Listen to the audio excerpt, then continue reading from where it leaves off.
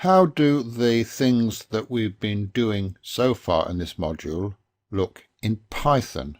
Well, to a large extent, they look very similar because the OS module makes available most of the system calls that we've been examining.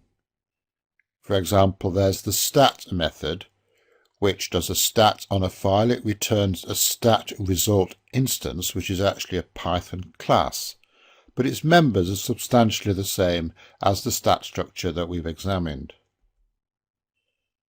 os.link and os.symlink are essentially identical to their C versions. Chdir, very similar too.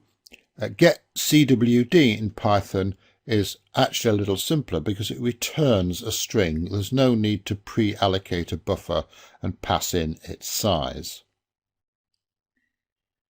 Now, there are no direct equivalents to the opendir and readdir and closedir calls because we can use listdir to actually return a list of file names from a directory, which makes it a little bit easier.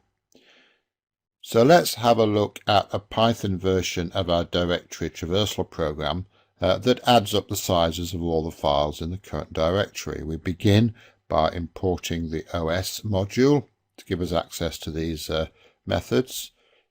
Here's our running total of file sizes initialized to 0. This is an interesting line. os.listdir returns a list of names, and file is the loop variable looping over those names.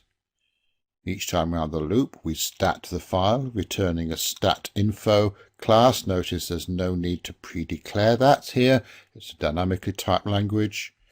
And then we add in the size field into the running total, very similar to the way we did in C.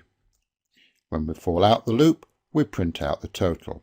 Notice that there is no need to explicitly close the directory. There's no closedir call here. That's all managed within the listdir method. So in some ways, this is actually more straightforward code than the C version, and that's mainly due to Python's higher level handling of lists and collections.